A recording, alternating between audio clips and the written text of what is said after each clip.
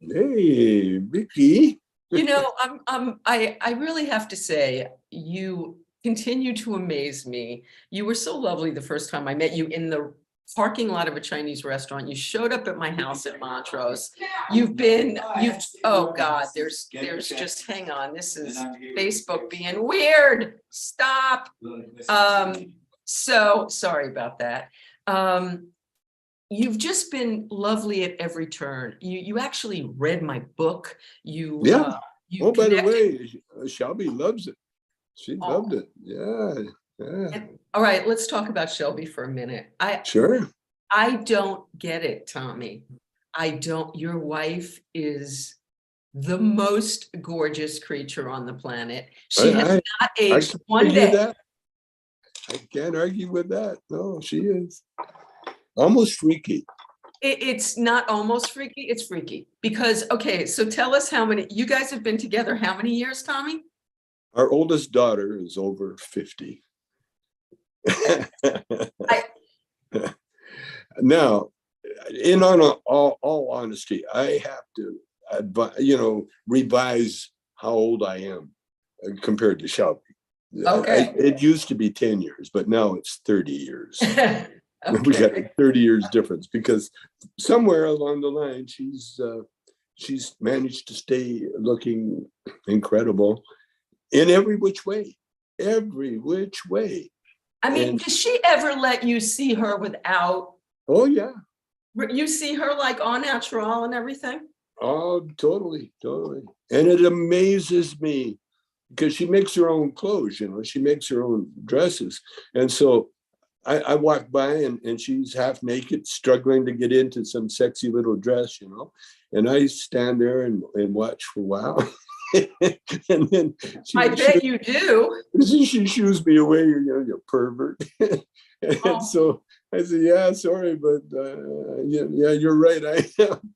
And no, I mean, she is just, and she's not alone. She's got a sister up in Vancouver that's as freaky.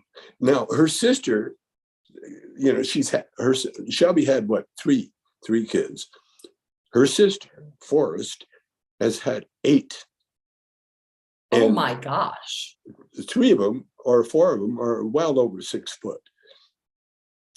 Forrest, and like Shelby, they don't fucking age. She's skinny, gorgeous, and she's a celloist in a string quartet in Vancouver. I Wow. mean, I mean, not only beautiful but super talented. And Shelby, you see her. I, Her girlfriends are kind of pissed off at her because like they'll all pose for pictures and then they'll fight about, I don't want to be next to Shelby. I don't want to be next to Shelby. And then and then when Shelby gets too sexy, and she's so sweet about it because she doesn't mean, she just being her.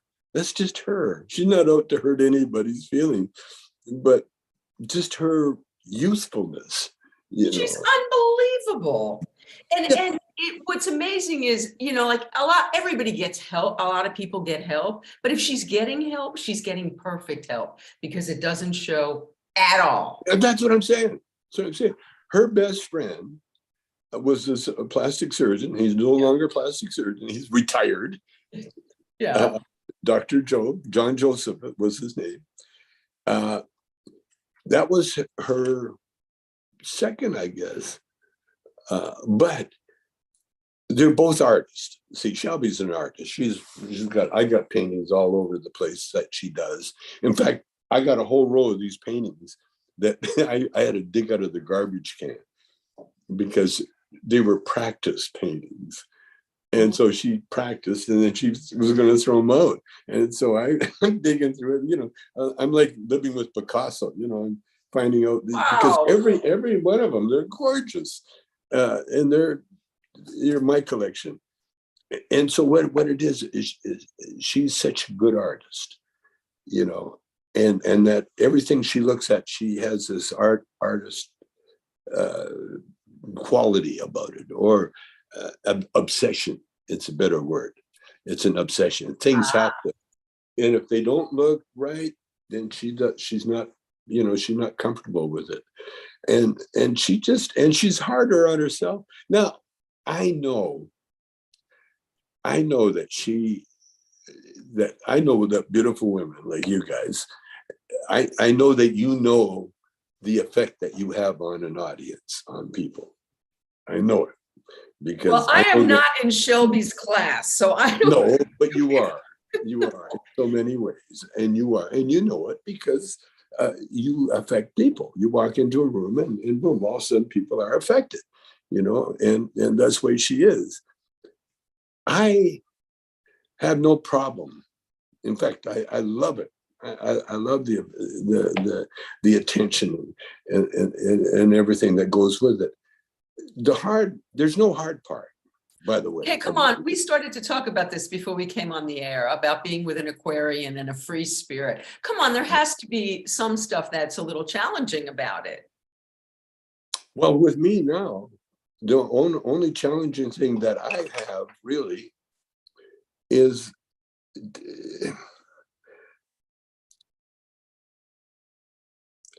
see, when you transition, and that's when we leave this planet, this life that we're in, we don't disappear.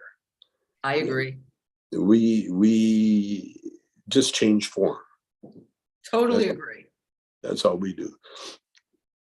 Now, when I was in prison, I learned when it was a hard lesson, but when you get to the end of your sentence, all of a sudden everything changes around you. People's attitude toward you change because you're going to be leaving, say, in a month. It's about a month.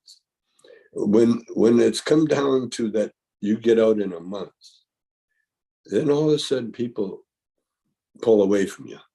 Wow. When you were once relevant, then all of a sudden you're really close. Now you're not any close anymore. And all of a sudden things change. And then eventually at the end of your sentence, you are totally isolated. You don't really have anybody. Wow. Isn't that something? Okay, so now we know that you had a very famous jailmate in Wall Street in Jordan. Yeah, Wolf of Wall Street, yeah. So did he pull away from you as well? Well, actually, actually, yes, that was where it was, Wow. We were close when we were both down, getting ready, but when you're getting ready to leave, boom, all of a sudden you're all alone. You don't hang out with anybody because you don't want to have those kind of goodbyes. And we used to have, we had a few goodbye dinners, and because I was such a celebrity, I was invited to almost all of them. And, but then they quit having those. They no more official, no more of those goodbyes, And I don't know why. It just happens. But it was a phenomenon. And so as you get older as a human being, especially guys, the older you get, the more you lose the sexuality, the reason that you're here, basically. To procreate. Yeah. And so, but if the person you're leaving behind is still in the prime, then things become a little sad, awkward at times, but inevitable. And it's a tough pill to swallow, but there are other rewards that come with it, and so when you don't lose, you can't lose something that you'll always have, you can't keep these moments, even the moments we're having now, even though it's on tape and we'll play it back, these moments that we're having now, they're going to be gone. They're done. We're finished. And you can't hang on to these moments. And And what happens, like I say, with the prisoners, they all of a sudden you're alone. And contrary to a lot of opinions, a lot of people think, that just bad, the bad people in jail, you're convicts, you're criminals, you did this, you did that. They're human beings. They're human beings. Mm-hmm. And a lot of times, when you get incarcerated, it's really to save your life, because you're, on such a destructive path, and there was one time right after I got in there, there was one kid used to kind of entertain everybody, because for a while there, they had a contest between dormitories. Okay. Whoever had the cleanest dormitory got to be the first to go to the mess hall Saturday morning, because Saturday morning they had a routine where you could order eggs any way you want them if you got there early. Uh-huh. Okay. And so this one kid on our thing, we would win all the time because we had crazy mess freaks cleaning the bathroom. so everything would be so spotless, you could eat there. And so he would be the first in line because he had a way of fast walking, and he would always be the first. He was first to get into the mess hall. And then if he did that, then everybody got to order their eggs the way they want them. About a month or so into my sentence, I was really enjoying him. I think his name was Steve. Steve was a very popular name. Anyway, I noticed Steve sitting off to, like they had indoor, outdoor kind of things, lawn area. There's one little drainage area. And the Steve was sitting off by himself. And usually he was bubbly and entertaining everybody. And so I asked somebody, I said, what's with Steve? And he says, he gets out next month. And so I thought, well, then why is he so sad? And the guy just looked at me. You don't discuss feelings in prison like that. But the truth really is that he belonged in prison. My son. Why did he belong in prison? Because he did not belong in the street. On the street, he became a heroin addict. The minute he would get out, he would stick that needle in his arm and do whatever heroin addicts do in order to get the next fix. As long as he was in prison, he was clean.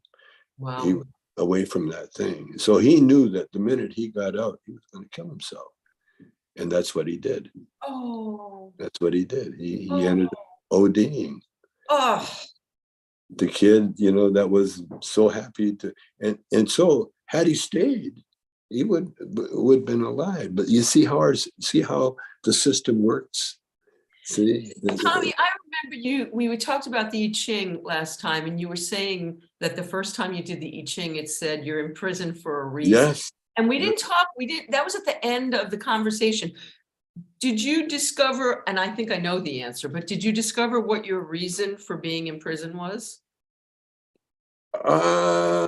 Yeah. Oh, yeah. Oh, eventually. Oh, yes. Oh, for sure. It was really to do what I'm doing now. Had I not gone to prison, I wouldn't have been infamous. And so when the weed got legal, I was the poster boy on CNN, all the Fox, all Right. the outlets. I got to be first name basis with Don Lemon, and I was on Bill O'Reilly's show. I was on all the TV, the right wing and left wing shows. Wow. Because of my jail time for a bond. I was on Jay so Leno. now tell everybody. I know why you were sent to prison, but tell everybody why you were sentenced. George Bush started the Iraqi war, and they were trying to sell the public that the reason he started the war is that Iraq had these weapons of mass destruction. In other words, they had these nuclear rockets or something they were going to use. And so it's best that America comes in and take over Iraq, because that Saddam Hussein was so dangerous. And so America, the Vietnam War was prolonged because of the hippies' protest to the war. And what happened, it brought attention. And next thing you know, Nixon rallied the right-wing idiots, and the Vietnam War just lasted longer than it should have. So you think the protests escalated the war? Yes, absolutely. Because then all of a sudden, well, we can't let these people defeat it. We're America, can't let these commie hippie, long-haired hippie bastards, that Jane Fonda, that traitor, and they were right. All the hippies were right, and Vietnam proved us right. Vietnam kicked our ass out of there, and we left. We shoved our military equipment into the ocean and hightailed out of Vietnam, And so when the Iraqi war started brewing, they were looking for some hippie action. And they looked around, the only ones they found were with my bombs. The only weapons of mass destruction were Tommy Chong's bombs. And so the feds came after me, and they had me go on trial at 9/11. 03, can you imagine that? 9/11, really? Yeah. 9/11, they sentenced me to 9 months in jail on 9/11. And what specifically was the crime there that you were convicted of? It was transporting bombs? Transporting paraphernalia across the state line in the form of a water pipe. This was something that you had been doing for a while. It was the first time you did it. What was the scenario? Not only us, but there was a whole industry, But they went after you. They went after the whole industry, but I was the only one that did jail time.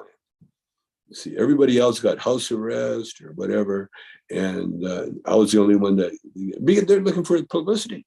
Right, they were making you an example. They wanted to make an example. They thought we were going to get some jail time out of me, and then they thought they would bust me for weed infractions. They thought, they thought I was that character, and so they would have people offer me weed in prison all my whole time. Really? Yeah, and I had a dog, my best friend, an old biker, Steve Larson. He would shoo him away. Get that shit.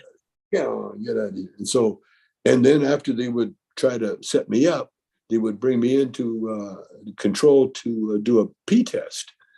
And so I peed most of the time when I was in there. I was in there peeing in a jar and handing it to the guard. Jesus. Yeah. Okay, and I never touched it. I never touched weed until I was off probation. I wanted to be as clean as a whistle. I wanted to embarrass the government, and I did. I actually did. Now, I didn't know that you were clean all that time. So as a marijuana addict who doesn't smoke anymore, what was it like for you to not smoke for all that time? Oh, it was incredible. Loved it. Really? Loved it, yeah. I had no problem. How so? What was different for you?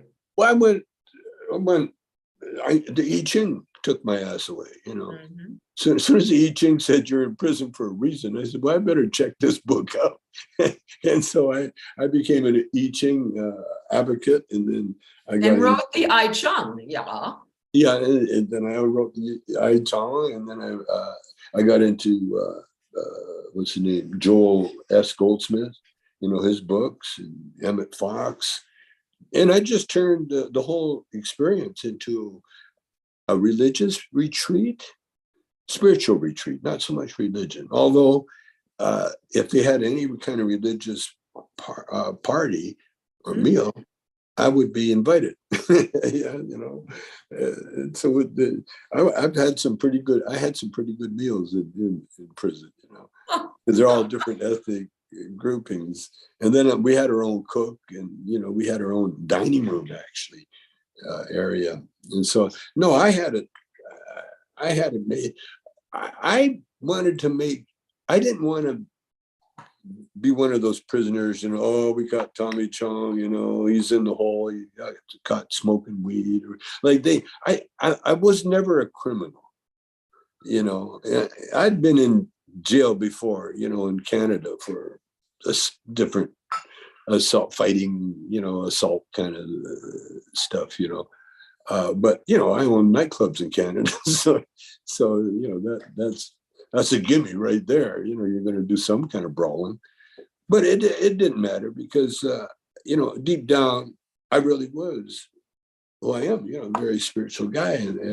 And so I just took advantage of that, you know, and just really just pushed it to the max, you know. I was in jail for a reason. Okay, what is that reason? You know, what okay, make weed legal, you know, and that's what happened, you know, because people start thinking, we Tommy Chong in jail for what? Bongs? You know, next thing you know, they find out it helps with epilepsy. You know, that's what got it legal. You know, Dr. Sanjay Gupta is on CNN showing the world that little shot of Charlotte's Web, THC, marijuana would eliminate the strokes that she was having, the epileptic strokes. So with that, yeah. You also used it yourself for health reasons, haven't you? Oh, totally. I injected CBD right into my butt, and this is when I had prostate cancer as well as rectal cancer. In fact, they carved out a new exit for me. They moved the exit from the rear to the front. But you did you not do traditional treatment? Did you only do this? Oh no, did you do both? I did everything. You did everything. The thing is, pot will make you wise enough to choose the experts. You got to remember that, you know, because it's not pot alone. You know, pot just opens the mind. That's all it does. It opens the mind. And it tells you also what the CBD is, that you don't need painkillers. You know, use this healthy CBD and the THC, and that affects your mind. You know, that's why you forget. You know, people say, oh, I come into a room, I forgot what I was here for. You know, people start getting worried, you know, that no, you're not losing your memory. The good thing about not remembering shit is that there's a lot of things in people's minds that they should forget, you know. And I would like to have an eraser for some of the things that I have in there. Yeah. But I'm talking about people that are on the wrong, you know, the wrong side of everything, you know, and they think, well, one of the things, you know, I get driven a lot now because I test so much product. That's a nice way of saying it. I stay obliterated as much as I can. And there are times when I'm being driven somewhere, I will totally forget where I am. And that's so exciting because now I'm in new territory. I never knew my house was there. Oh man, God. You just got to enjoy your life. Yeah. Tommy, if I could be as productive as you are stoned, I would have stayed that way myself. You know, I still have this. You gave me one of these the last time I saw you. And you haven't smoked it? I haven't smoked weed in 22 years because I just like the weed too much. But because I wasn't productive like you when I was smoking pot. Yeah, well, you know, I'm glad for you. I'm glad for everybody, you know, as long as you're happy, you know. You know, it's actually a relief. You don't have to, you know, find medication. But with me, because I get handed so much medication, you know, it's kind of like my job now, you know. So let's talk about some of this. So the last time I saw you, you were my absolute last guest before the pandemic. Everything shut down right after I saw you last. Yeah, wasn't it something? It was crazy. And I talked to Shelby. I had Shelby on the show during the pandemic, and you guys you guys were being pretty secluded. You were Oh yeah. you were Oh, doing the whole thing. totally. I loved it. It was like being in prison again, you know. Did you did except with a beautiful cellmate, which you Yeah. did for the first time. Yeah, I can't go wrong with that. So Yeah. did you guys ever get COVID? Shelby says we did. I don't remember. Hmm. Shelby says, yeah, we had it. Yeah, I know the rest of the family, Paris, everybody else, they got it. And Robbie just got a case of it. I got the shots almost as soon as I could, and I don't think I had. I got COVID. Maybe I did. You know, Shelby says we did. But is she ever wrong? No. And so when did you guys start going back? I assume you're back to regular living.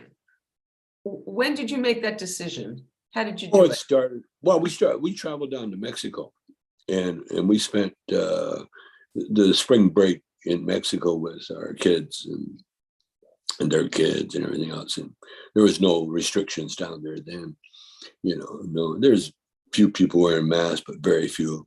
You know, it was we're at a resort, and yeah, we just yeah, that's it. That's And what so we. since then you live normally as if Yeah, you normally. Yeah, I mean, we went to a few art things during the pandemic. We had to wear the mask. And we went to Hunter Biden's art show. He's a good artist. He's no bullshit. He can draw. But let's see. Yeah, that was what you know. That was you felt it there, you know. And when we went over to Italy and took a drawing course during the pandemic. Wow. It was And pretty tight in Italy for a while because they it had was fucking empty.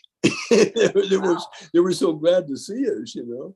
wow. But, you know, come in the restaurant, we'll be the only ones there, you know, maybe another people. Yeah, everything was, you know, slow to a crawl. Wow. Yeah, and then we were in Florence for a while. Yeah, it was cool. You know, the pandemic, just another day in the life of Earth. That's all. And you guys were productive. You and Cheech put out a chronicle of a brief history of weed. You got Yeah. that out there in the last year or so, right? Yeah, we did a few things. Few things got out, got involved in it. Yeah, we did that, and we stayed cool. And Cheech, you heard about Cheech's art gallery, huh? Anyway, he this group of people, including Microsoft, Bill Gates. Okay, they got together with Cheech, and they turned the 3-story library in Riverside into an art gallery featuring Chicano art, and they called the building the Cheech. Wow. How about that? That's pretty spectacular. It is a 3-story, beautiful building, entirely dedicated, called the Cheech. Wow. And he's got his art collection.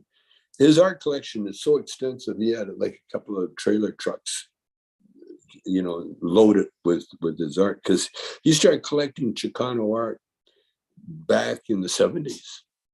And then, you know, years went by, and next thing you know, his art collection just got to the point. Then he started showing it in some of the museums. And then someone said, hey, Albert, because the proceeds go to a scholarship to help young Chicano artists. How fabulous is that? It's incredible. But are you guys still are you touring, or are you no performing? no more live shows. I went out by myself a couple of times, and we plan on going out again. We want to get Shelby hooked up with some product, you know, so that we can.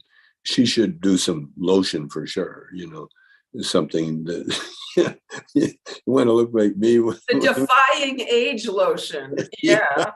Yeah, yeah, the magic sauce, the magic, yeah. Magic sauce indeed. Yeah, and then when we get that happening, we'll open that door. But right now, it's getting exciting. We were going to go public on the stock market, and then the pandemic hit. Wow. Yeah, so we're still playing with that idea. We own a couple of delivery services. We own some, I don't know how many grows or whatever we got yet, but see what happens. The weed has to be rescheduled.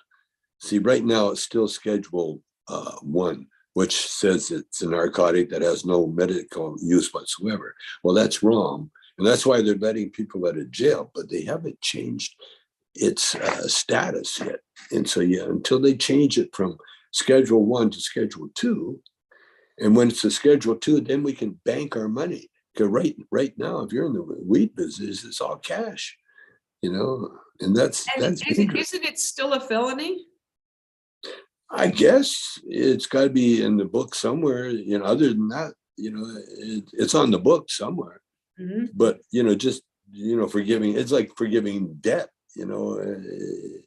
You got to do more. You got to reschedule it. And you would think it'll be done. It'll be done. Everything that's happening now. We're getting a Trumpectomy right now. Oh. I read on Twitter today that they're gonna send him to jail for not producing documents they're asking for. I don't know if that's bullshit or not. It was just on Twitter. I didn't see it on the news. He's going to go to jail for something. I hope we don't know. We don't know what it is yet, but it's going to surprise us all. It'll be some little stupid jail. Right, it'll be something stupid, of course. Oh no, withholding government documents. Well, right now that's what because they got precedent of people going to jail for exactly that crime, and so no, he's history. But what's happening is the Democrats are just flailing this guy. It's not hanging Mike Pence. It's really beat the shit out of Donald Trump while he's hanging there because he's alive and he's getting flailed. This is what happened. He's being flailed legally. Look at all the women that are coming forward, And but still, come on, Tommy. He should be in an orange jumpsuit a long time ago already for all the shit he's done. Come on, why? He's the power. You want to destroy the Republican Party. Get rid of all the Lindsey Grahams and the Ted, what's his names, and all those Marjorie Taylors and all those. And get some intelligent human beings that are conservative. See what's happening with the real rich conservatives is that they're being ushered out of the whole food thing, especially the oil people and the energy people. See, these people, they're the ones that are trying to cling on to power. But they're losing it, and that's just the way it's going to go, And so they're going to eventually, we'll AI our way out of everything. All right. So talking about getting out of everything, let's talk about how you got into everything, because I was shocked when I first met you to discover that your way in was not comedy; it was music. Yeah. And so. When you're a little kid, and I know you had a pretty traumatic coming into the world, you were talking about your mother raising Ray Dawn, but your mother didn't raise you at the very beginning, if I remember. No. What happened? Well, she got TB, tuberculosis. And so back then, she was quarantined from us for 5 years. And so I never saw her. And during that time, they found a spot on my lung. And so I went into the children's hospital, that was my earliest memories. I mean, I kind of remember little bits and pieces of my babyhood, but but my real memories came in the hospital because I was a little brown guy, and I had all these young, beautiful nurses coming, hugging and fondling the little brown guy that everybody thought was so cute. But every morning I had to wake up and get a needle shot in the butt, and because I was a little guy, that I remember the pain of it all.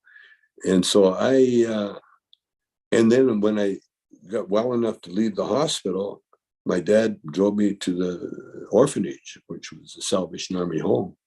And so then I went right from the hospital right into the orphanage. And then I was in the orphanage for about a year, I guess. And then my mom finally got out of the sanitarium. And then my dad bought this little bungalow without running water or, just outdoor plumbing. And I found out we were natives, and we're living on the res. That's exactly what we were doing, and that's exactly who we were. And so I've known that prejudice all my life. I know firsthand. We're talking about that on one podcast. It was about being the so-called woke. About being making too much out of Black History Month, and it's just really white racists trying to just interrupt the flow of information. But when I was a kid, I experienced all that and racism, and I experienced. But what I also experienced was that if you made friends with the biggest guy in the playground, then you were cool. Yeah. And Did I it learned cause you to? Did you get tough as a result of it, or did you just hang with the tough kids? No, my brother was older. He was 3 years older. He got tough. Mm-hmm. He was tough. He got beat up enough times that when he got bigger, stronger, and he was beating the shit out of those guys, because the home kids had to go to the same public school everybody else went to. Right. But because you're from the home, the teachers had all these ways of embarrassing you, Wow. and which they did. All the home kids stand up, and you had to stand up, and then they would deliver little cartons of milk. All the home kids got their government issued milk or whatever it was, and they separated the kids.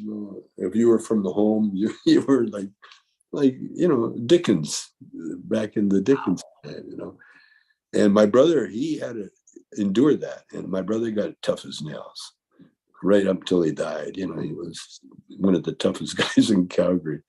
In fact, my whole band was tough. You talk about a punk rock band, everybody in my band were like killers. But not you. No, I tried my hand at it, but I was kind of sad. I had more fun laughing than I did, because it was always funny. Even I learned how to start fights and then how to cover up, and then the minute it looked like someone took a swing at you, and then fake it, fall down like you passed out, and it was fun. That was fun part, because the guy you're messing with would be so drunk he couldn't remember anything anyway. So it was just growing up in the 50s. That's all it was, Did you know, when did you know, and I know music came first and all kinds of other things, but when did you know as a little kid you were funny? Did you know you could get out of things being funny? Did you use it? No. Oh, no. I was the innocent. I was the what was it? Let Frankie do it, or let Herbie. Yeah. Anyway, I was, like I said, my brother was 3 years older, and so I was the guinea pig.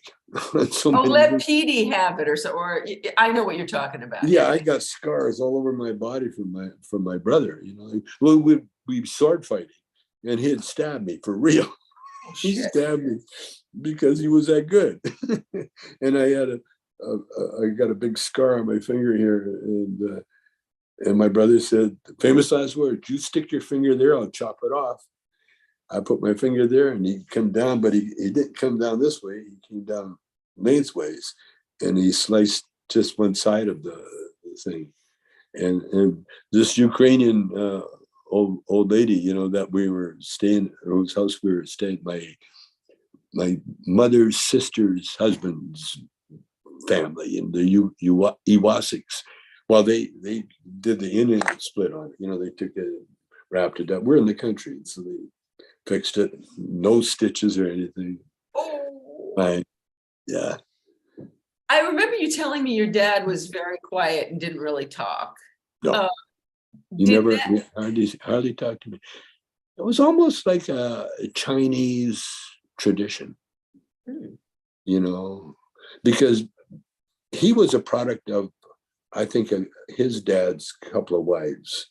I'm quite sure that my dad and his siblings and his mom was like wife number 2 or 3, you know, because my grandfather Sam, he lived in China, and my dad, you know, and that family lived in Vancouver. So I'm guessing that was the Vancouver family. There's a Chinese family, and so on. You know, it's just the Chinese way. And then my dad, he was a truck driver, and he wasn't into the Chinese culture at all. He could speak Chinese, but he wanted to be Canadian. You know, he was born in Canada, and he was raised Canadian. And that's the way it was. He spoke Chinese to his friends and relatives and that, but never. He taught us how to count. I was just going to say, do you speak Chinese? Huh? You don't speak Chinese. No, I can understand a few things, and you know. And anyway, the dialogue that he would have taught me is no longer used. Cantonese. Use Cantonese, but. You know, I learned. I ended up with a friend. Well, she was a girlfriend, older Chinese secretary that worked for a lawyer, Jeannie, and she became my Chinese cultural teacher. Like, she taught me how to cook, and she taught me how to order, and she taught me how to just be Chinese. You know? How to be Chinese. I met you at a Chinese restaurant, actually. You did. I did. So, okay. So, Tommy, at what point do you realize you're creative? How does that happen? You're raised in a place you don't have running water. You're having a pretty tough life over there. Well, the only thing we had for entertainment was a radio. And I would sit by the radio, and because it was a radio, I didn't have to stare at it. I could sit and carve toys, you know. I'd sit by the wood. We had a box of wood, kindling wood, and then I'd borrow a knife from from the kitchen, and then I'd sit there and carve, usually knives or swords or something like that we could play with, because there was no toy stores. And so you made up your own games. That's how I got into acting, by the way, because we had friends that had sisters, and the guys they're older than me, so the guys would run off and do their whatever they did, you know, and I would end up with the girls, playing with the girls, and it was playing house, you know, like I'd be the dad or the kid or whatever, and we would play for hours. I'm talking all day, maybe go in for lunch and then come back and keep that game going, and then maybe the next day pick it up again. And it was like all improv acting. I was just going to say, you had your improv training right there. Right there. Early as can be. And of course, you know, sometimes if the older boys involved, you know, sometimes it got a little freaky deaky, you know. And which was also great for me, because that's how I got my sex education, you know. and because there again, you know, we're just unsupervised. you know, and that's what we were back in my day, you know, unsupervised. My day too. The kids Yeah. went out and played. That's what we did, right? Be home before dark. That's right, right? Be home before dark. Don't make me worry about you. Yeah, that was it. That's what it was. And then as we got older, I remember because I was good with adults. Now I don't know why. Well, yeah, it was my training with the home and the hospital, and so you know I knew how to deal with adults, you know, and how to listen, and so every once in a while, you know, growing up, I had a buddy, you know, we were like kind of football players, so in good shape, kind of good looking, but too young, you know, really good looking. But the older girls would they make good dates, but that's about it. Yeah, not much conversation there. And so I remember being asked out by the girls, will you take us to the prom? You know, and that was a big deal. So we take them to the prom. And then there's one girl, and then I met the father, you know, and I met him, shook his hand. We had a little conversation, you know. And so the girl, I impressed the father so much that when the girl started dating guys and that, she would always lie to her father and say she was up with me. She was with you? Yeah, yeah.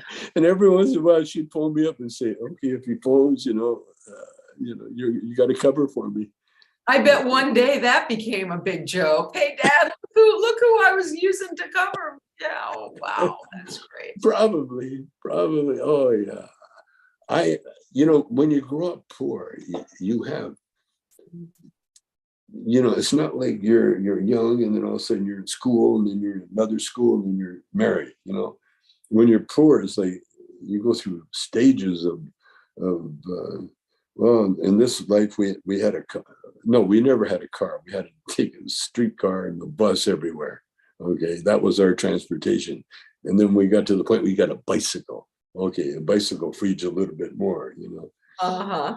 You know, and that's your levels of your life. And then when you're a kid, you know, like I always had work. I always had a job because I always had a friend that was quitting a job. So what kind of jobs did you have when you were a kid? I started out probably a paper route first. Uh-huh. And what happened, this kid, it was Calgary and it was cold as shit out there. And the kid would beg me and say, you know, help me collect money because you had to knock on the door and wait outside while they go get 50 cents or 75 cents for the paper. Right. You know, but no one ever said, come on in and get warm. It was always like, open the door and slam it in your face and go get the money and come back, give you the thing, you know? Right.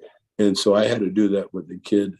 And I couldn't, you know, I grew up, it's a country thing. When someone asks you for help, you just give them help. That's it. Unless you're totally unable, but that's the way it is. And you don't ask for money. And when you talk to adults, you give them the respect. You see, I don't know where I got it from. You were well raised. Army cadets. That's where I got it. Really? Yeah, because you got to learn. You got to salute the right officer. You got to respect, you know, certain people, and you don't talk out of line. You got to wait until it's your turn. You know, they teach you how to listen to other people. You know, how to take orders. How old were you when you did that? 13. I got in there when I was 13 because if you got an Army kid, my brother went first. You know? And not only he was in Army cadets, but he got to go to camp. And camp, you got paid $100. Wow. And 20 of it, the week that you were there, or the month that you were there, you got $5 a week. And then at the end, you got to take home an $80 check. Well, that money would be our winter clothes, you know. And we were with a lot of natives, and then I found out I'm from part native. And so when I got to Army cadets, wow, it was like incredible. but it taught you how, Tommy, when you say part native, you mean Native Canadian, I assume, not no, Native American? I mean, indigenous native. I mean, Indigenous native. indigenous. My mother, I found out that my grandmother was half. Wow. We were always told that she was Irish, like a black Irish. But yeah, she was Irish. Her dad was a Dillon, but her mother was definitely native. Wow. And so my grandmother was half, because the DNA showed that my mother was 20% and I'm 8%. So I'm 8% native. And I got treated like a native basically all my life, like in cadets, for instance, even though I had a Chinese name. So like, I was in the same bunch. The guy I learned to play guitar with, full-blood Sarsi native. And he was an Elvis Presley impersonator. And I played a backup guitar, and that was that was my very next question. How did you pick up a guitar? When did that happen, and how did that happen? When my mother was pregnant with me, she bought this cheap little Sears guitar, and I think my dad was either going into the war or he was pretty well in the army by then. And so my mom would strum the guitar, hold it against her stomach, strum the guitar. And she learned a few chords, but that guitar, it's right here. Really? Yeah. And she, and so we always had a guitar in the house. And then we had a neighbor who was a fiddle player. And then my first instrument that I really liked was an accordion. I found out that I could play an accordion, and my cousin, I never owned any of these instruments. My cousin, 16-year-old cousin, I was like 8, and he was 16, 17. Right. And his bedroom was like magic for us kids, but in there he had a little 12 bass accordion. And so I pick up tunes by ear, I was going to say, how did you teach you? That's a keyboard and a. Yeah, I just figured it out. I was terrible at lessons because I never went to school. And then when I started school a year late. And then I was a year always behind, blah, blah, blah, And so school in the country is very tough, very tough. But so I never got into that, take the lesson thing. And that's one thing Shelby is excellent at. From her childhood, she's took lessons, took dancing lessons. But you're taking tango lessons, aren't you? Oh, right now, yeah. It started again, yeah. Yeah, no, it's all because of Shelby too. But when you're poor, when the fiddle player found out I could play guitar, and then he started showing me a few things, and then next thing I know, I'm playing backup guitar for the fiddle player. And how old were you when all that was going on? I was 8, 9, something like that. Oh, little kid. Yeah, I was a little guy. Yeah. And they would say, "Hey, give the kid a beer."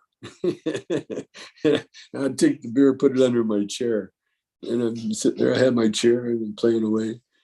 Yeah, and it was like a party, so it wasn't, one. Were you smoking pot when you were a little kid? Oh no, they had no pot. There was no pot then. There was no pot. It wasn't even called reefer back then. Nothing. And if it was like, whoa, you're going to die of heroin use or something, No pot then. It was alcohol. And then when I got old enough, I started drinking. I was a terrible drunk.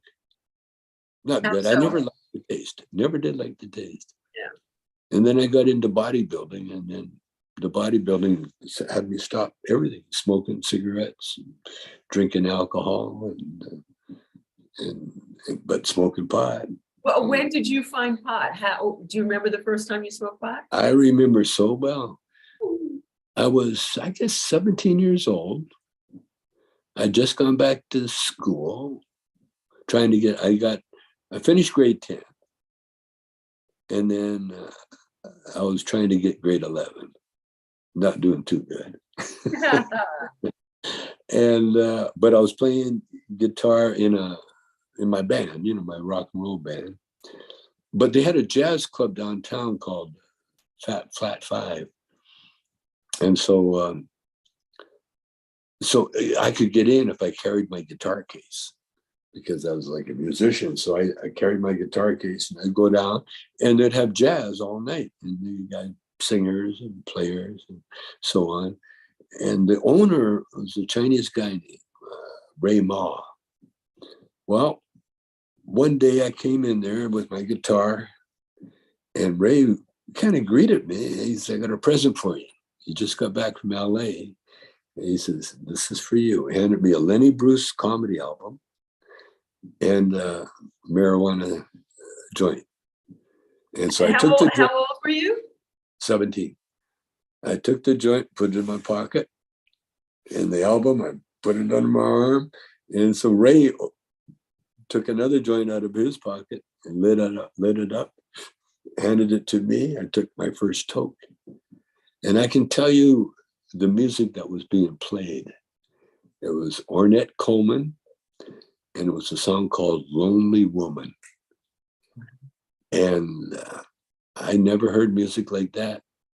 Haven't heard it since, like that. I not only heard the tune, but I saw the woman. I saw her sitting in the balcony, kind of waiting for her guy. And maybe he's not coming, or maybe he left and he'll never come again. It was a lone, oh my God, that had so much effect on me. And so I took the joint. Now, don't forget, I smoked his. Right. You kept yours. I got home, I got this joint. And so I would light up, take a toke and put it out. Then I'd play the Lenny Bruce record and laugh myself silly. And then I had a friend, Alan Whitney. He came over and I turned him on, not to the pot. I wouldn't. Didn't turn him on only to Lenny Bruce. I turned him on to Lenny Bruce, and that pot lasted me, and it was like a secret. No one knew. No one knew I had it. Nobody. And then we eventually got kicked out of Calgary, and now we're in Vancouver. Wait, why'd you get kicked out of Calgary? For being successful. Wait, what? Yeah. You see, when I was in Army cadets, I ended up getting involved with the Zoot Suiters, the badasses, because in Vernon, where I went to camp, there was a couple, but there's one guy named Lee Worthy, and Lee Worthy had this blonde hair, and he had a what do you call those cuts? Pompadour? No, short on top, long on the sides. Oh, yeah, a mullet. Yeah, he had like a mullet. First one I ever saw, in a big ducktail. Mm-hmm. Then he had a high waist draped pants, and the drapes were about 40 inches at the knee, and they come in 12 inches at the cuff. And they were yellow, bright canary yellow pants. Wow. And a shirt, and he looked like some kind of movie actor. He had, and he was challenging the cadets to a fight. Anybody, I'll take you on one at a time, all of you at once, whatever you want. Come on. And I looked at this guy and I thought, wow. Now that's a statement, And so then I got to know Calgary. Everybody in Canada had their little gang members because of that era. It was the Zoot Suit riots in California, and the Zoot Suit riots. That was right after the war. What happens? The war guys came home, and the Mexicans with long hair. The guys from the military started fighting with the long-haired Mexicans, and it was pretty brutal. Zoot Suits riot. So anyway, my love for the Mexican culture on the Zoot Suits, that's when it started. Was in the Army cadets in Vernon, BC, and then cut forward. Now I'm in a movie with a Pachuco, a would-be funny ass Pachuco. Only he's faking it like everybody's faking it, you know. And it was so crazy how that happened. No, what happened in Calgary was interesting because I started hanging with a bad crowd, and one of the things that they did, the bad crowd did, was steal cars, joyride. And so this friend of mine, he found a car, and I was in Chinatown, and I was sitting with some other guys, and hey, come on, take you for a little joyride. And of course, the guy was crazy, and he was driving outside of Calgary and came to a road that was, you know, had a curve to it, but he took it too fast, slid off the road, turned upside down in water. Oh. In water, in a slough, saved our ass. The car was upside down. We finally got out of the car. One kid had a cut thumb, and then we went. There's a farmhouse or an old ranch. What do you call it? Like a bunkhouse. And we got into there. We got a blanket. Tried to cover ourselves up. We're freezing cold. The car stops. He says, "You guys, okay?" You know, we saw the lights. The lights in the car was underwater. And you could see, and it looked pretty serious. Anyway, the guy. I didn't live too far away from there, so I got a ride home. The next day at work, you know, the cops come and talk to me and wanted to know the story. And so I told them the story. So my buddy who stole the car, he ended up going to jail for 2 years. So then I got in trouble. Another friend of mine sold a car, and it stalled. And so it never ran, and I was trying to help him start it up again. And then we ran home, and the cops followed our footprints. And so I spent the night in jail, and then we went to court. Now, then I realized, you know, when I was especially in jail, you know, it was exciting. And then I started thinking, you know, well, you know, what's wrong with this picture? And I realized what happened is that kids had nothing else to do, really, you know. And so if they had a dance to go to, that would be something to do.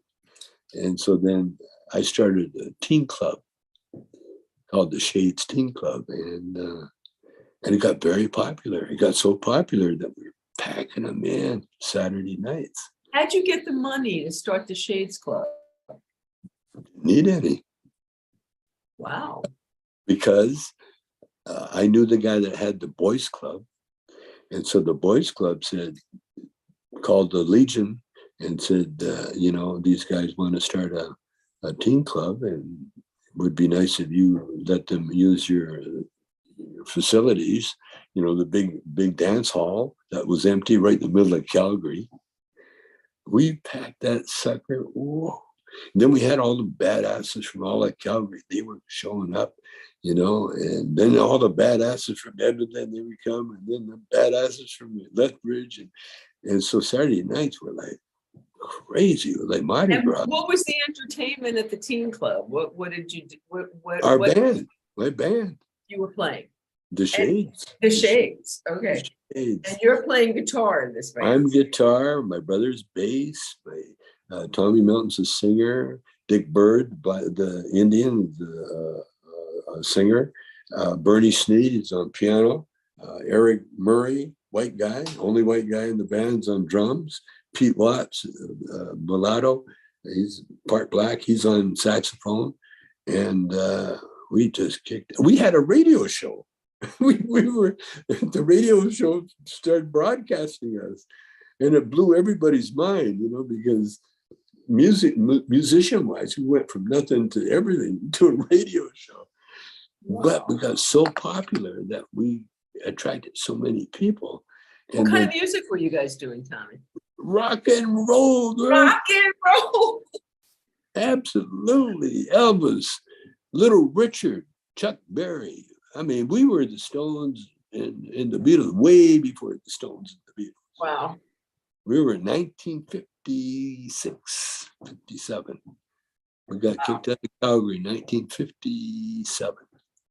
Yeah. Because 50. then you took another turn because you wrote an unbelievable song, Does Your Mama Know You Know Me, that was soul R&B, right? It was a whole, Yeah. it was Motown, right? It was a whole Yeah, different. it was Diana Ross that really she discovered the band, us. And then when we did Does Your Mama Know About Me, she grabbed it right away and put it on her album. Wow. And that's a song that Cheech was listening to when he was recuperating from a ski accident. And he would, for some reason, he would just play that Does Your Mama Know About Me over and over again, because it was like the most on Diana Ross song ever written, and it's about a black girl saying, Does your mama know about me? It was incredible. And so when Cheech met me, he was, oh, you're the guy that wrote this song. Oh, yeah. So, yeah, it was very serendipity, everything we I was did. going to say, do you think that everything happens for a reason? I mean, I do. Do you think you guys were intended to find each other? I do. Oh, yeah. Yeah. Oh, without doubt. Now we got But before you meet him, you have some tremendous success. Barry Gordy is he signs you, right? Yeah. Yeah, Barry's my boy. And from what I remember, the Jackson 5 opened for you. Yes. Yeah. Before they were Michael Jackson and the Jacks, they were Jackson 5 plus Johnny. That was the name of the poster. Plus Johnny? He was a little cousin. That's Wow. on the poster. If you can find the poster, it's called the Jackson 5 plus Johnny at the Regal Theater with Bobby Taylor and the Vancouvers and Jerry Butler. It was incredible. Yeah, every time I see Michael now, I just flash, and I'm like a Prince and Michael Jackson. They're on TikTok a lot, and I love their shows. I love Michael's dancing. But when he was a little guy, he was the most grown little midget I've ever seen in my life. He was a man. He was a little man, and he could dance every bit as good as he ended up dancing. Wow. He could do it when he was a little guy. Wow. Yeah, all the moves, everything. Oh, he was so good. What a freak. Huh? So how did you go from having this big musical success? What brought you to comedy? How did that happen? Well, what happens, unless you're the star, unless you're John Lennon or unless you're Paul McCartney, it's no fun being anybody else, It's no fun being Ringo? Come on. Well, yeah, but the Beatles are a bad example because they were all stars. No, it's not that. It's very tough. Things happen the way you got to be very careful what you ask for, and you got to know what to ask for. See, my thing, the reason I got what I got, and the reason I got into comedy was that it was the easiest thing that I could do at the time. How so? Well, I had seen, enough, playing music in black clubs, R&B clubs. I saw every kind of stand-up comedian you could see. I'm talking about, and Red Fox. I studied under Red Fox. Wow. I watched Red Fox do 2 hours. Oh my God. 2 hours. Wow. The first hour he brought them up so high, and then he brought them down so low that they were running out of the club. What? That's the first hour. And then he opened the door for them. A lot of them people left. Then he closed the door and he went up and did another hour and brought them right back up. I've never seen anything like it. And then I saw him just recently live, and it was kind of the show he did when I saw him, but everything he did, his shows were so inventive and new and different and so incredible. And then when he did his TV show, this guy never had a moment when he wasn't funny. Phew. And by the way, Aunt Esther Uh-huh. on Aunt Esther. Uh-huh. Okay, I knew her when she was a stripper in Vancouver, and she had a boa constrictor as part of her act. The snake died, and she used that snake. I don't know how long. Oh, oh my God, That's Aunt Esther. That's Aunt Esther. oh my And she God. had a thing. She had a thing for the owner, Leo. Leo Bagley was his name, and he was from Pakistan. He was from. I'm sorry, you cannot do that, but I'll tell you what I can do. He was from some stan, Hindustan or somewhere. Wow. And Wanda Labati, Wanda Page, Wanda LePage. That was her name. Wow. And I knew her then. I knew her then. Oh God! And I've been dying ever since, But she died, and Red's gone too.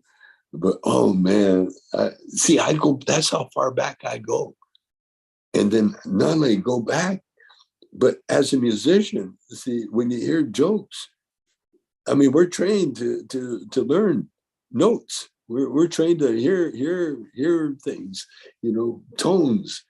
And so when you hear words that are funny, oh my God, Mhm. it was just natural. And then then I got turned on to, well, first of all, it's all ordained, And so for some reason, I ended up going to the committee, in San Francisco. And then I went to the Second City, and I saw the best of the best in Second City, in the committee. I saw Peter Boyle when he was at Second City. So you can imagine. And I had no idea that Peter was such a great singer. Did you know that he was a singer? I did Peter not know Boyle? that at all. Yeah. He sang on Raymond's show. Everybody Loves Raymond. And Bill's a he good friend of mine. played like a Frank Sinatra. He could croon like Frank Sinatra. Wow. No, I my life is so. It just shows you prayer works. It's all.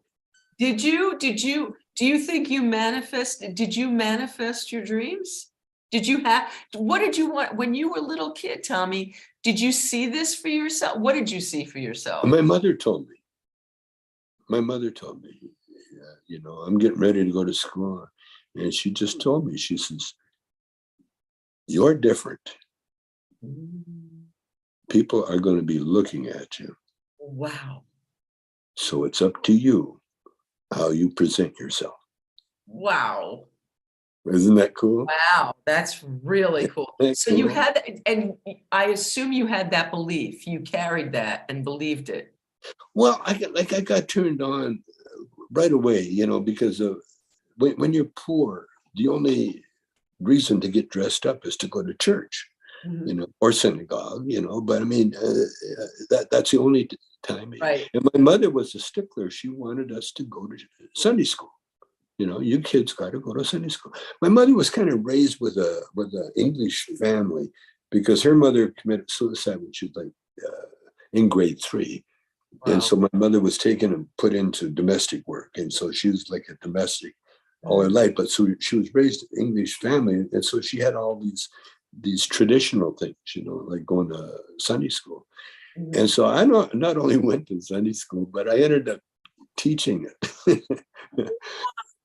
Well, because there were so few people in the Sunday school, and then that they never really bothered having a teacher. So you're older, Tom. Why don't you just take over?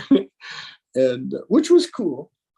But we had a Sunday school teacher a couple of times, and if you went consecutively, they give you a free Bible, kind of thing. But it was there, and then when you go to churches like that, especially for kids, Sunday school, everything is very simple. God is everywhere. And I remember walking out of the Sunday school, and it was at night, and I said, "God is everywhere." Well, then where is He? I started looking. Where is God? Is He hiding somewhere? And then for some reason, I looked up in the sky, and it was the Milky Way. See, in Canada, when the sky gets clear Big in sky. wintertime, it's like the stars are hanging right over top of you. Wow. So beautiful. And I just looked up and I realized, wow, you know, I realized later, not then. I didn't. I was, you know, it's almost like I said God, not stars, you know. But that's what when I think back, you know, that's how connected I've always been with my muse, you see. And so that's why, like, a lot of people blame it on being Gemini, but when we change, it's not so much Gemini.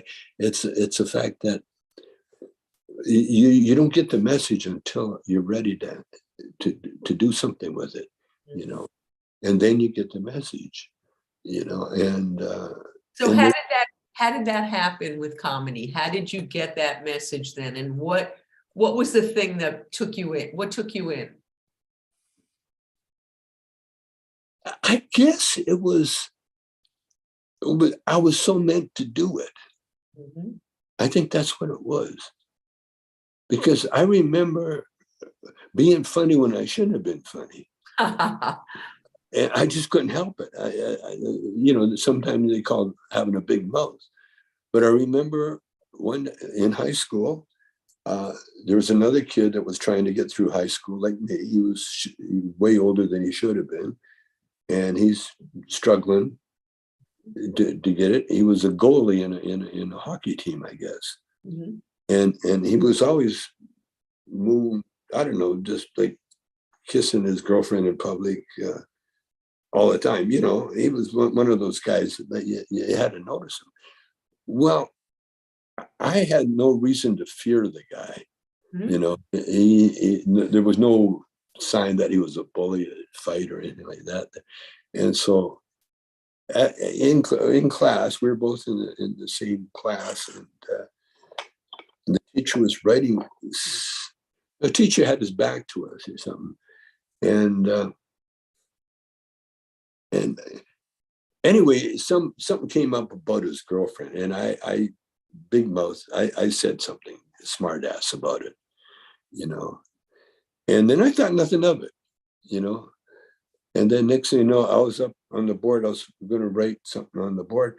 He attacked me from behind, sucker punched me, you know.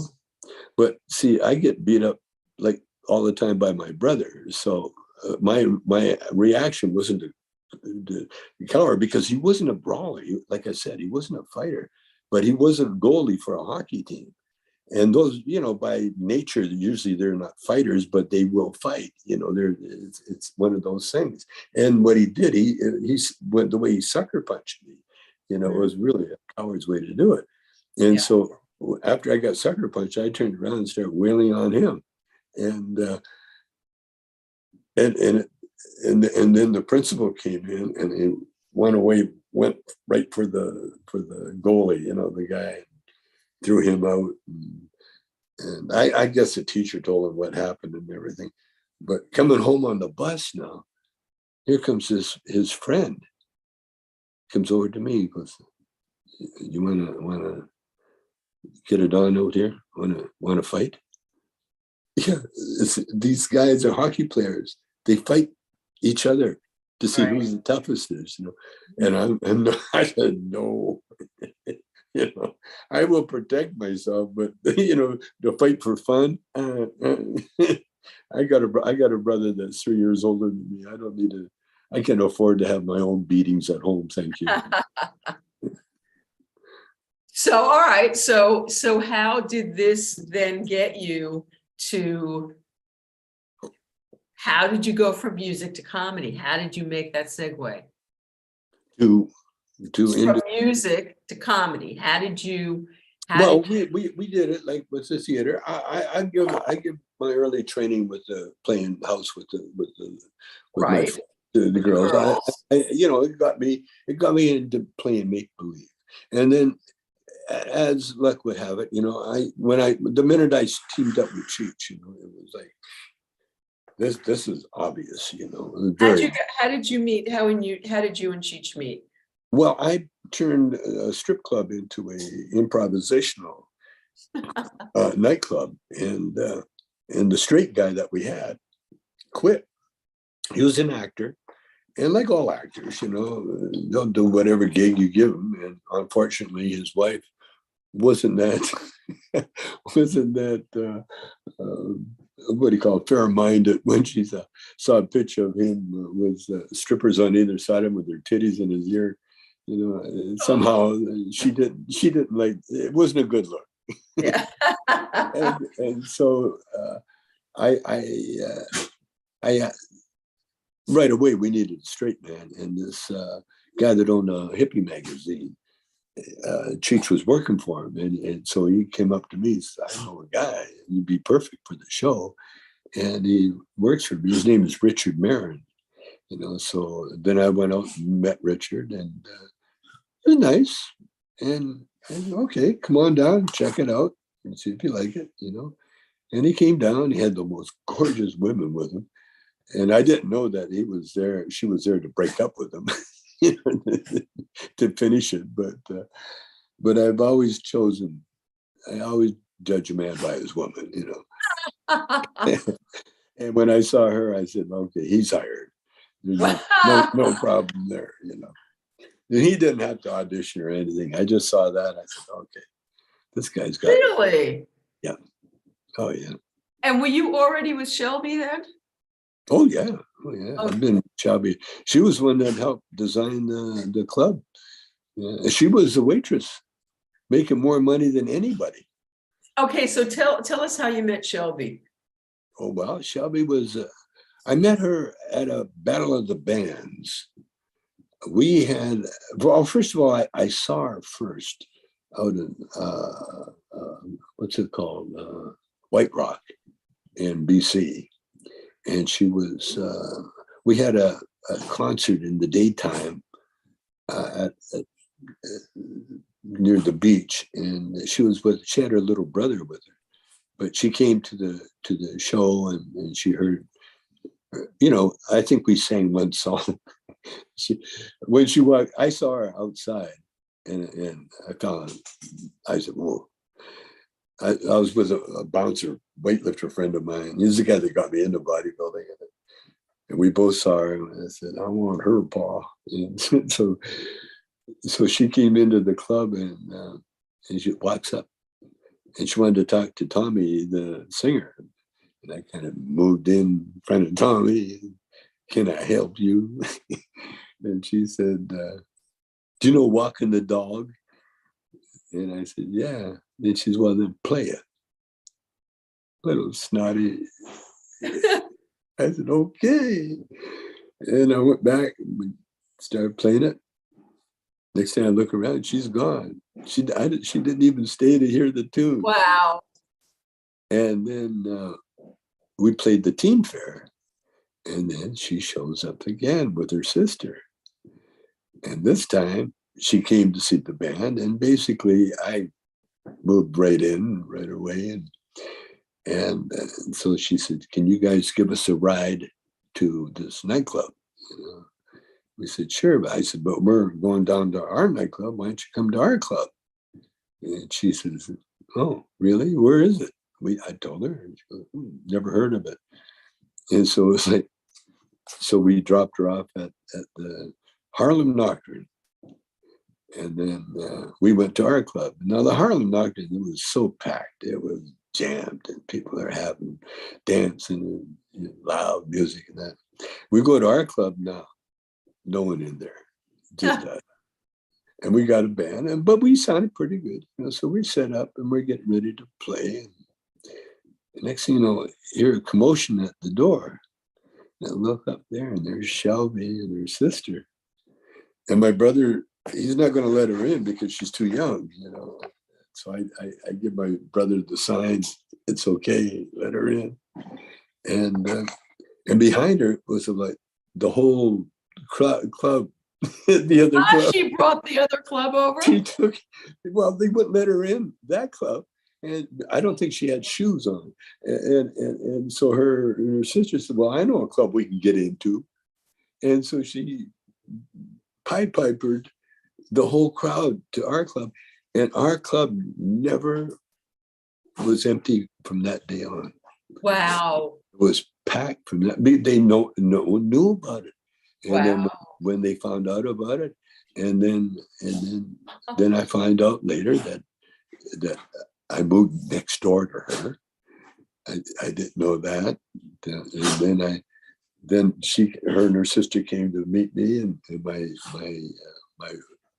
not my wife, but my daughter, Robbie. I'm carrying Robbie and Shelby, and they fell in love with Robbie, so they grab Robbie and boom, they take her to her house, neighbors. And so that my daughters, Ray Dawn and Robbie, both grew up with Shelby and them as neighbors. Yeah. And then and she had no intentions of being with me, because I was married and I was just a friend. And I was a good friend to her because she she was so beautiful that any guy who would go out with her would start falling in love with her, right away, and she wanted her freedom, especially she wanted her freedom to be able to come and see her smitten guitar player. She liked that you were smitten. Oh yeah. Okay. She told me, she said that she liked the way I lit up as soon as she'd walk in the door. I'd see her and I'd just get all, well, it was all love. It was all love. And we stayed together because we were never going to be together. Isn't that amazing? And we're still together. It's unbelievable. It's unbelievable. It is. 50 plus years. It's just, yeah. And you're still obviously so smitten with her still. Oh. Adorable. And I don't, how healthy is it, because you got to be careful when you get older. You have a lot of license when you're younger to say and do things, but when you get older, you got to be more. You got to be careful. How so? What at one time was really funny can be very, very insulting, very crude. Mm. At one time, you would expect something, like that, but when you get older, it's like, nah, let's not go there, and so just for decorum's sake, just to recognize each other as beings, live beings with a lot of feeling, and it's a peace. That's what I loved about when Jesus, was leaving. He said to his disciples, "My peace I give unto you." Mm-hmm. And to me, that's what I want to give on to everybody, the peace that I have. And I got it, quite early in my life. And now that we're coming into the third act, the final act. And it can be very exciting. Have you and Shelby had a peaceful relationship? Would you say that? Do you get a lot? Do you have fights? Is it passionate? Is it chill? Is it? No, we definitely have. It's growing pains. It's growing pains. It's a sad state of affairs, but it's just growing pains, and I recognize it. We went on vacation, and I just, there's a lot of things I can't see that well, and I can't hear that well. I got hearing aids, and when you have that affliction, there's such a burden that's put on the other person, and it's almost like an unfair burden, because the trick is to stay within in your realm, and oh yeah, we've had our growing pains. It's just growing pains because she was doing so well with the live show, and actually overpowering us in a lot of ways with energy, if nothing else, And so there's a time now that it's sort of like regroup, let's regroup and let's take a step back and let's see what you really need to worry about. And actually, that's the thing. When you get older, you got to eliminate worry. Yeah, you do. Mm-hmm. And let me give you how to do it. Please. We have total control of our thoughts. Ooh, I believe we have total control over our words. I'm not sure I believe about the thoughts. You have to gain control of your thoughts. If you don't, then you can be led down the wrong path many times. Because the minute you start relying on something else, because it's easier or because it sort of stokes sort of whatever kind of thing that you got going, you don't want that. You want that. You want the clear water. You don't want the muddied water. Mm-hmm. You want that clear, and you want the truth.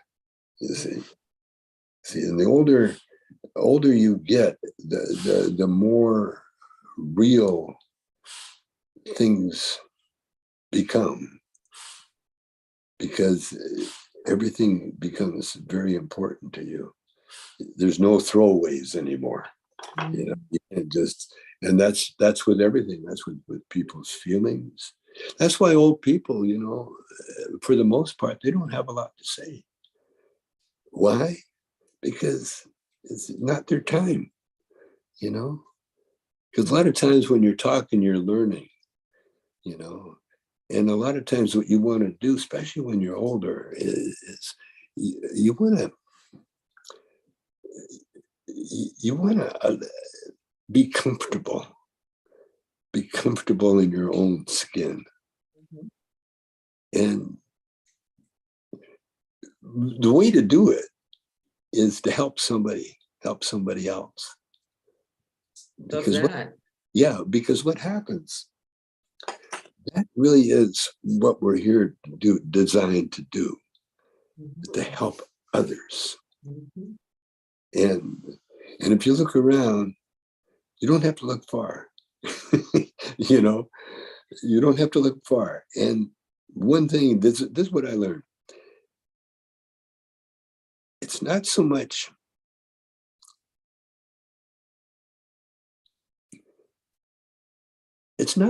admiration as it is attention. Attention.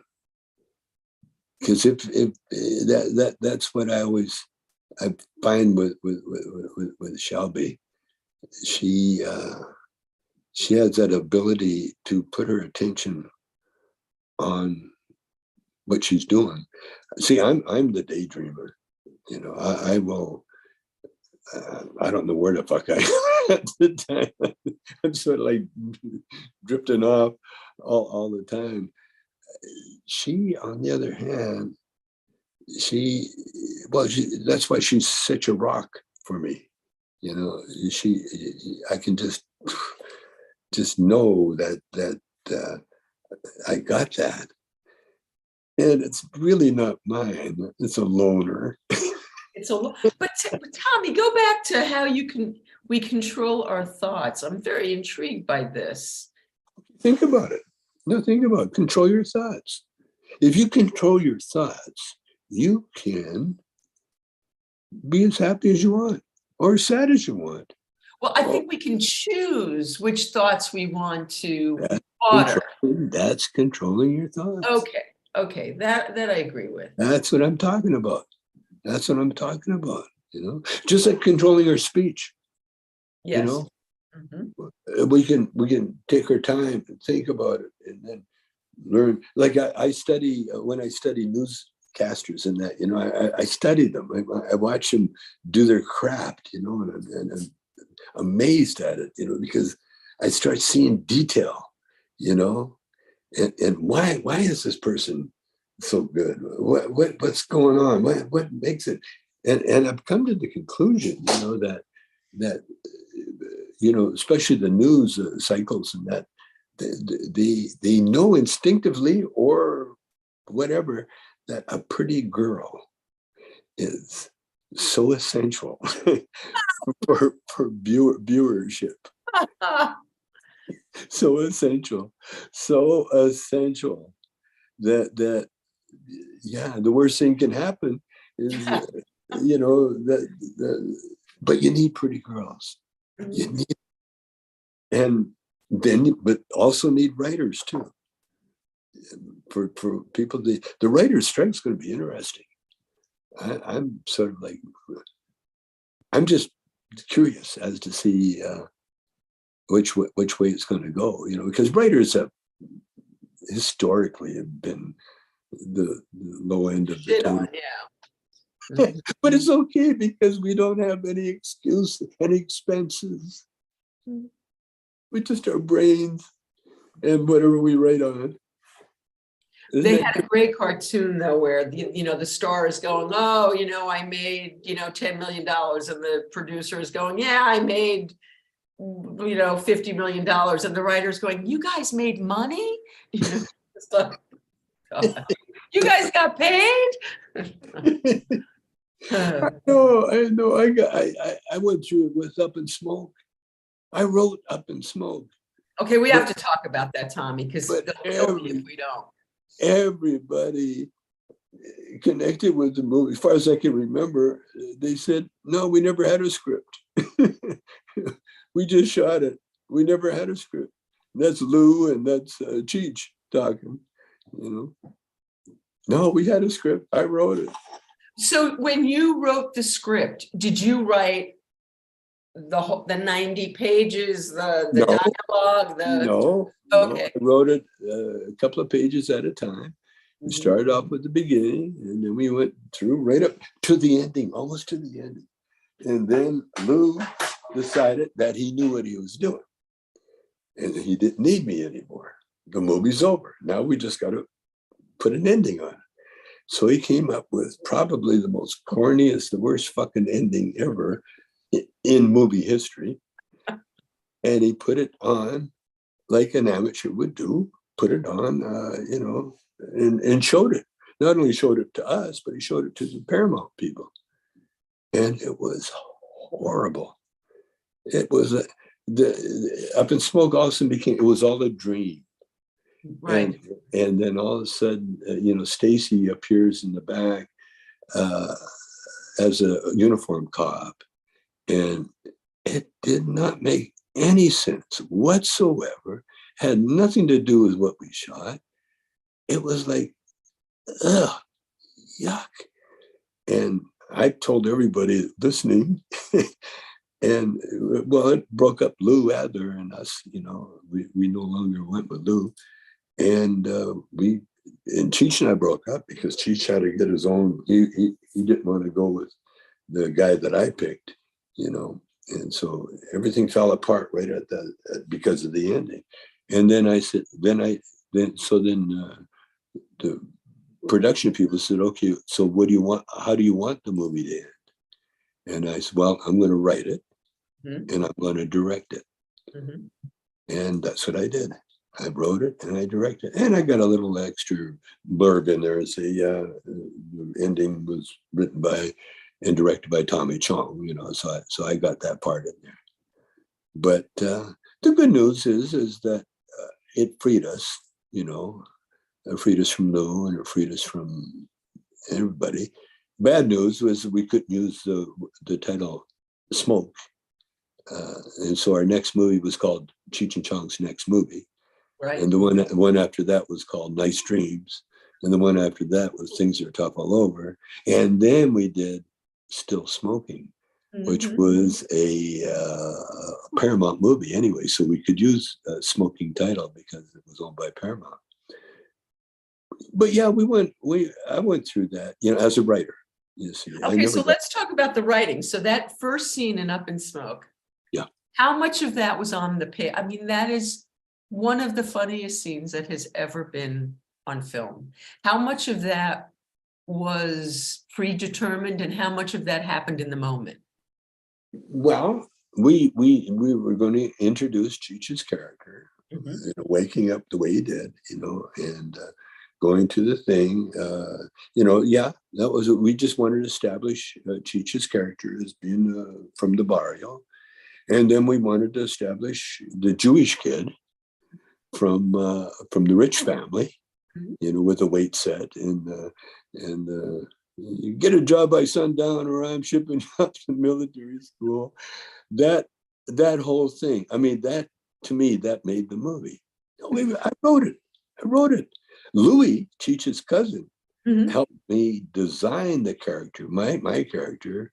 In fact, I think we named him Anthony Stoner was his name, and we only mentioned his name one time in the movie. But and from then on, he was always known as Man. Hey, man.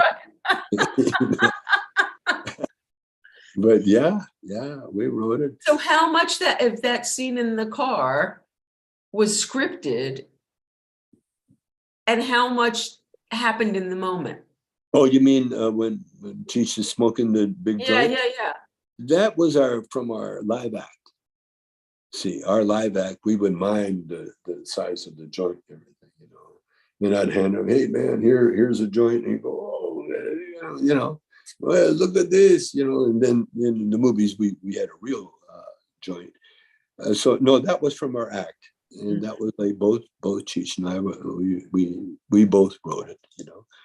I came up with the idea of the car, you know, for the live act, you know, because I'd seen a comedy routine where a guy, he mimes the car and he does that. So it was my experience with all the comedy that I'd seen, and then we just stuck it in there. And then so many people in the movies, you know, we just found them at parties. We found them, you know, the casting agent found a few, you know, and some were just serendipity. They just showed up in the movie. Never did another one since, you know. It was, but Up in Smoke was so ordained. And the part that I wrote, that I will say I wrote, period, was the van being made out of pot. It's so ridiculous. Yeah, smuggling. And the reason I got that from an old joke. There's this guy in Hungary, Czechoslovakia, somewhere in the Iron Curtain.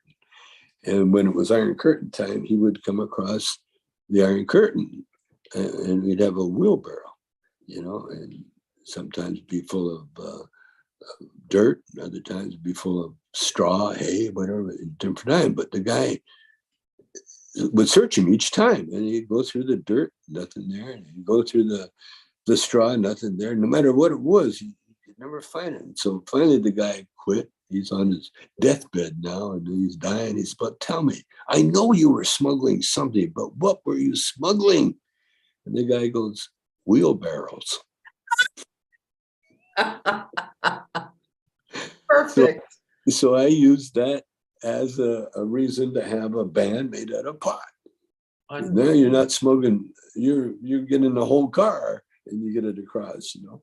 And to some extent it worked. I never thought it totally through like the movie people did, you know. Right. You give it to the art department, you know, and they go crazy with the band and the way the pot looked in that. you know, and all that, and Lou Lombardo and all the Robert Altman crew, you know, that was their movie. That was their excellence. You know, they could turn on, you know, they could put out a movie like that. You know, it was no problem, and that's why it was such a hit. You know, It was. I mean, that whole first scene sitting in the car, and oh God, so you would do that scene on stage. Yeah.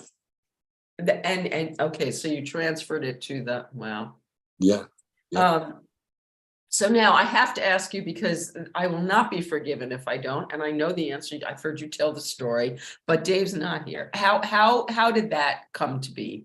Well, Dave's not here kind of set the tone for Cheech and Chong. Because what happened, we performed for the Warner Brothers, Ted Templeman, at the Roxy. It was a special performance for Ted. Mm-hmm. And unfortunately, Ted didn't see any future with Cheech and Chong. But Lou Adler, who was also at the show, mm-hmm. he liked us, and he wanted to talk to us. He wanted to meet us anyway. Mm-hmm. And so we went and we met Lou. Wait, let me stop you for 1 second. So what did the show look like that Lou saw? What kind of stuff were you and Cheech doing in that show? The stoner, you know, the driving, getting high in the car. And we had a bit called The Dogs, where we act like puppy dogs, you know, and we smell each other's butt. It's very, very funny. It would make you fall off a chair laughing. And but Lou, he just loved us. He loved us. And Frank Zappa was there that night too. I remember seeing Frank Zappa. Frank wasn't that thrilled, but Cheech and Frank got to be friends later on. And then Frank became a fan, but he wasn't a big fan in the beginning. But still, Lou saw us. And so we went to see Lou.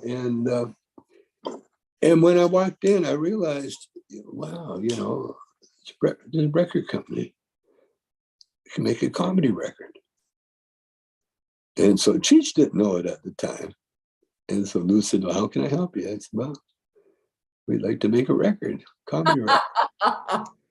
And Cheech, everybody gave me that look. Oh, really? And Lou said, what do you need? I said, $1,000 and a little tape recorder. And so Lou was about to write a check, and then Cheech chimed in and said, make that $2,000, $1,000 each. And and a tape recorder. And so we got the money. He wrote the check, and he gave it. Then he had his secretary go get a little tape recorder, buy a tape recorder. Next day we come in, I get the tape recorder, and then we go into the back room. We're going to rehearse the bit. Mm-hmm. And so we're in. You know what you're going to do to put on. You know what you're going to put on this record. No idea. No idea. Not a clue. And so what we're going to do, start off with a dope deal, okay? And so Cheech is going to be outside the door, and he knocks. I open the door and let him in, and we do a dope deal. So I was fiddling with the tape recorder, you know, and I thought I had it working right. It's okay. So we start the bit. And so Cheech knocks on the door, you know. And so I didn't look at, I wasn't looking at the tape recorder. I looked up at the door. Then I realized, then I looked back at the tape recorder and the needle wasn't moving. And so I'm staring at it there. The Cheech knocks again. This time I could hear it's a little louder, you know? Yeah. And so I go, who is it? And I see the needle work, you know, it's working. And so Cheech, I was supposed to just let him in. And so Cheech, it's me, man, come on. I got the stuff, man. I think the cops on me. And so I can hear him. He wants to get in because it's hot as hell outside. You know? He wants to get in there, nice, cool. Hey, I don't do anything. Then he knocks again. And I go, who is it? in that stupid stoner voice. And now Cheech is getting the idea. He goes, it's me, man. Come on, open up. And you got to give Cheech credit. He did not break character. He's pissed off at me, but he says, come on, man, open the door. Come So on. he's mad at you, Tommy, because you're not letting him in, right? That's right. That's right. But the bit is just cooking. Finally, he knocks again, and I go, who is it? And he gets pissed off enough. He goes, it's Dave. Now, Dave was the name of my character, my first partner in Vancouver. You see, that's who Cheech replaced, Dave. And so when he said Dave, I got the shot. You know, it's like, Dave, man. I'll open the door. And he's like begging me to. And when I said Dave, and I could hear his voice, yeah, Dave, man. And then I said, Dave's not here. He blew it. I'm Dave.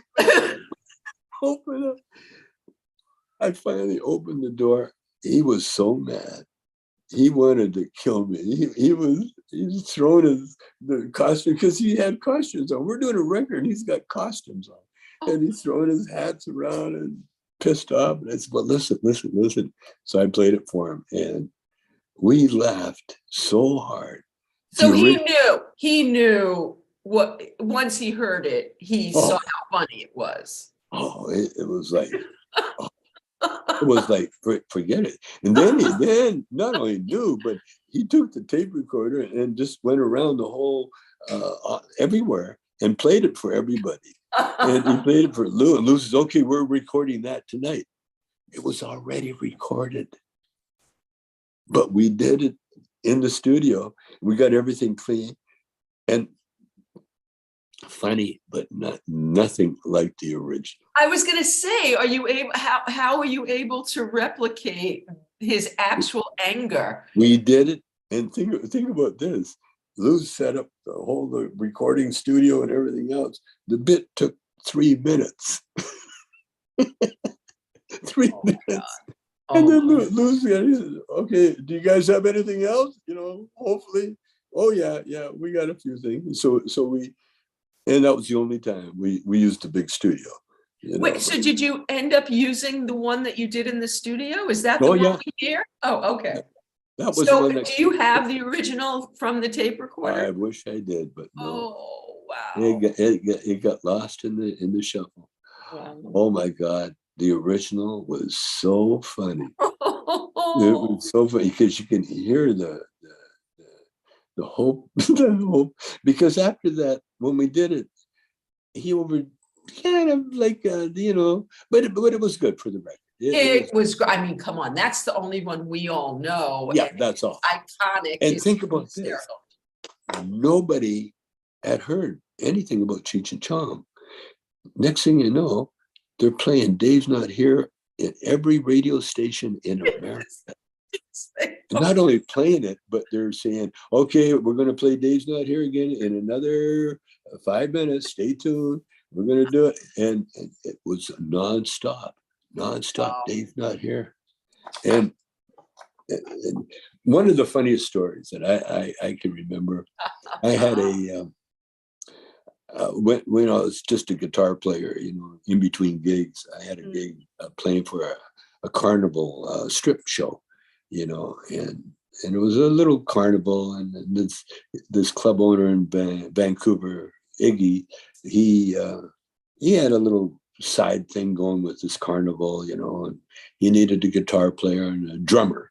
And he had the drummer, but he needed the guitar player. And I showed up and it was like, you got a guitar? Yeah, okay, you're hired. And so I was in playing, and then they had these quite gorgeous black ladies from LA come and they were the dancers. And so I'm playing. And of course, there's one that was very, very beautiful. And her and I kind of became entwined, so to speak. And anyway, her name was Pandora. And so then she's up in LA, and her claim to fame, her boyfriend was Johnny Guitar Watson, who was a musician. And so then Cheech and I, we come to LA and we struggle for a while. We make the record. And then we're huge. And so for some, I don't know how we got in touch, but anyway, Pandora, I ended up talking to Pandora and she goes, hi, I want to see you. And she hadn't seen me since the old days, and I had short hair. I was like Motown looking, Yeah. And so then she pulls up in her car, and I got long hair. She wouldn't get out of her car. She just stayed in the car, looked at me, and then she kind of rolled up the window and took off. And so then about a week later, we got our billboards on Sunset. Oh with the long hair. Oh my God. No, I get a call from Pandora. Hi, I'm having a bath right now. I'm all naked, and I said, well, that's nice, but I gotta go. My wife's waiting for me. So how did you and Shelby navigate this? Because she was with you when you were. You were always entrepreneurial, which is interesting. You did that teen club right from the beginning. So you always had that smart business sense. Yeah. So she knew you when you were that. Then you have this meteoric rise to superstardom. Does that impact your relationship in well, it was going to. Luckily, she had kids and she had her French lessons, that she was working on, and she had her babies. She had Paris, was in there somewhere. She had she stayed in Babyland for a while, and then it was when she started dancing salsa. And that's when I felt, whoa, I got to do something, So that's when I started learning how to dance salsa myself. And then I got her in the show. She was working because she's trying to work as an actress anyway, and so she wanted to be in show business. And so I had her, start introducing me, and then she became, we really became partners. And when Cheech and I got back together again, part of the thing was that, we're not going to lose her. And she was part of the show the whole time, right up until Cheech couldn't make it anymore. His knees gave out on him. And my memory is, we can't do that old show anymore. It's done. And I'll work her. I don't know. I don't know what's going to happen next. I don't know because I got another daughter, Precious, who's also a comedian. And Robbie and Ray Don are all show business people. So I think we got a lot of biopics coming up. Nice. Yeah, I think we can't talk about it apparently, but yeah, that's in the works. There's a lot of things. Paris is your person, right? We were talking before we went on the air that your son Paris, is your eyes, your ears, your. Yeah. That's how we're going to do it. Well, listen, Vicki, I would love to talk to you longer, but I think you've given me a ton of your time, and I'm so grateful, Tommy. Well, I love hanging with you. You're the best. Thank you so much, Tommy. And okay, I wish you all wonderful things. And please give my love to Shelby. I will do that for sure. Okay. Right now, as a matter of fact.